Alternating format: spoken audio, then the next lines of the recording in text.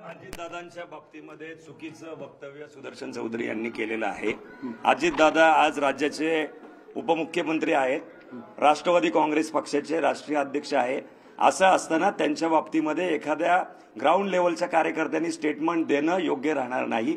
त्यांनी स्टेटमेंट देत असताना याबाबत माननीय देवेंद्र फडणवीसांशी चर्चा केली का? तुमचं नाव सांगा। माझं नाव संतोष नांगरे आहे, मी राष्ट्रवादी काँग्रेस पार्टी पर्वती विधानसभा मतदारसंघाचा अध्यक्ष। यस, आता मागणी काय तुमची? आमचं म्हणणं होतं की सुदर्शन चौधरी सारख्या सामान्य माणसांनी दादांसारख्या उच्च माणसावरती आरोप करणं अत्यंत निंदनीय आहे, त्याचा आम्ही निषेध करतोय। ते दिसले की आम्ही त्यांना काळं फासणार आहोत। आम्ही त्यासाठीच या ठिकाणी आलेलो आहोत। काळं फासणार त्यांच्या पक्षांतर बैठकीत त्यांची भावना बैठकीमध्ये बोलल्यानंतर नाराजी व्यक्त केल्यानंतर ती आतमध्ये असली पाहिजे। ते सोशल मीडियावर बोलतायत, ते प्रेस समोर बोलतायत, त्यांना कुणीच अधिकार दिले? तुम्ही एकत्र आहात ना दादा? आणि महायुतीमध्ये वरिष्ठ पातळीवरती निर्णय झालेले आहेत। महायुतीमध्ये लोकसभेला का एकत्र काम करायचं, विधानसभेला काम एकत्र करायचं असं वर ठरलेलं असताना खालच्या लोकांनी अशा प्रकारचं वक्तव्य करणं अत्यंत निंदनीय आहे। अतिशय निंदनीय घोषणा। सुदर्शन चौधरीला आम्ही या ठिकाणी काळं फासणार आहोत। त्यांनी त्या पद्धतीने स्टेटमेंट दिलेलं आहे मीडियामध्ये की अजितदादांना ह्याच्यातनं महायुतीतनं बाहेर काढून टाका। यांना कुणी अधिकार दिला महायुतीतनं बाहेर काढून टाकायचा? हे का भारतीय जनता पार्टीचे प्रमुख आहेत का, प्रवक्ते आहेत का? कार्यकर्ते म्हणून त्यांनी त्यांच्या अशा पद्धतीने आमच्या नेत्यावरती जर खालच्या थरावरती जर टीका झाली तर आम्ही ती सहन करणार नाही। आता भूमिका काय तुमची? मग आम्ही त्यांना काळं फासणार। आम्ही त्यासाठी बाजार समितीमध्ये आलेलो आहोत। ते संचालक, तुम्ही संचालक आहे? नाही, आम्ही संचालक मुळामध्ये या ठिकाणी संचालक असताना या ठिकाणी काहीतरी बंधनं पाळणं गरजेचं आहे। आम्ही आमची पायरी सोडून कधीही वागलो नाही। आम्ही विरोधामध्ये होतो, जेव्हा आम्ही एकत्र होतो तेव्हा वैयक्तिक पातळीवरती जाऊन आम्ही कुणावरती टीका केलेली नाहीये। असं असताना मग देवेंद्र फडणवीस साहेब असतील, चंद्रकांत दादा पाटील साहेब असतील किंवा आदरणीय अजितदादा असतील, या लोकांनी यांच्या पातळीवरती हे निर्णय घेतलेले आहेत। आणि असं असताना ही मूर्खागत लोक काहीतरी बोलायचं, स्वतःला प्रसिद्धी करण्यासाठी बोलायचं, मध्येच रोहितदादा पवारांपाशी जाऊन बसायचं आणि त्यांचं काहीतरी ऐकून, म्हणजे सुपारी घेऊन तुम्ही कामं करता का? अशा प्रकारच्या सगळ्या गोष्टी चालू आहेत। त्यांना सुपारी दिली कोणी असंच वाटतंय, कारण त्यांचे फोटो व्हायरल झालेत। त्यांचे फोटो व्हायरल झाले, त्यांनी सोशल मीडियावरती स्वतःच्या पोस्ट केल्यात त्या पद्धतीने। त्यामुळे तर आम्ही या ठिकाणी आलोय। आणि ज्या पद्धतीने त्या दादांच्या विरोधात अशा पद्धतीचं स्टेटमेंट करतील, आम्ही त्यांना काळं फासल्याशिवाय या ठिकाणातनं जाणार नाही। सुदर्शन चौधरी, सुदर्शन चौधरी, सुदर्शन चौधरी बघितलं आता एक व्हिडिओ व्हायरल होते, ते आता कुठल्या लेवलला जाऊन पोहोचलेलं आहे? महायुतीतली भांडणं स्थानिक पातळीवरची। अगदी खरं चंद्रकांत, तुम्ही असेच आमच्यासोबत जोडलेले राहा, तुमच्याकडनं आपण वेळोवेळी अपडेट घेत राहणार आहोत। आपण पाहतो आहोत की ज्या व्यक्तीनं भाजपचा पदाधिकारी असल्याचा दावा केला होता, अजित पवारांच्या विरोधात ते बोलत होते, तेच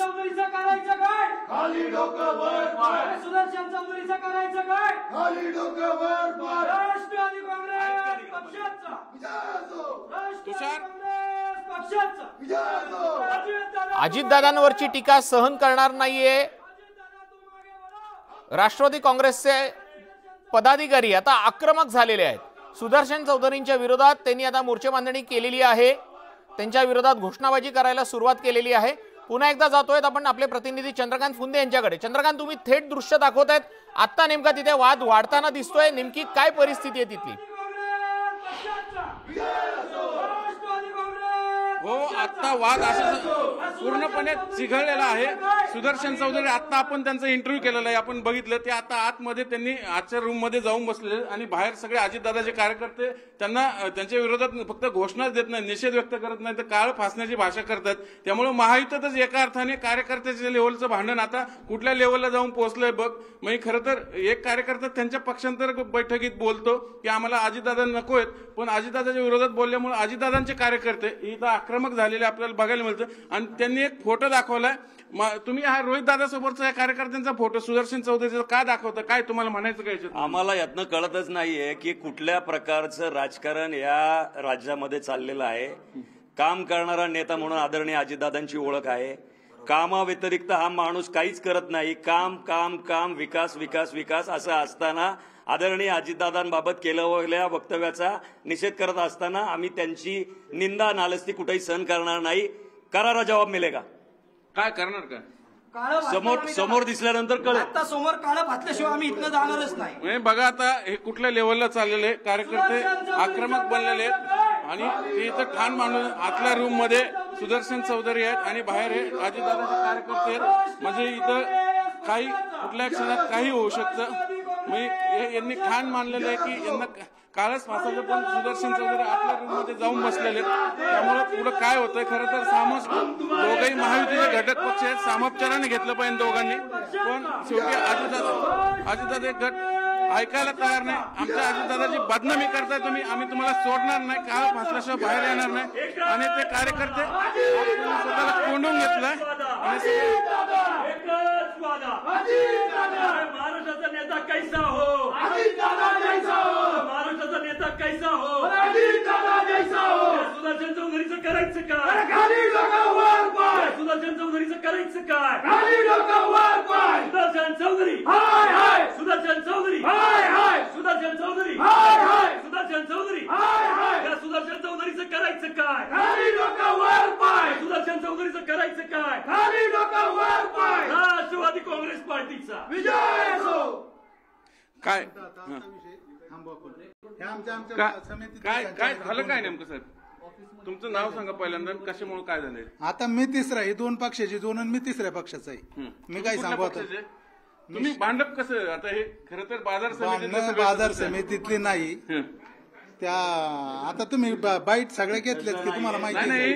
मुद्दा बघा तुषार, हा वाद आहे पक्ष महायुतीतला, पण इथं बाजार समितीत वेगळं भांडण लागलंय. हे स्वतःही बाजार समिती संचालक आहेत.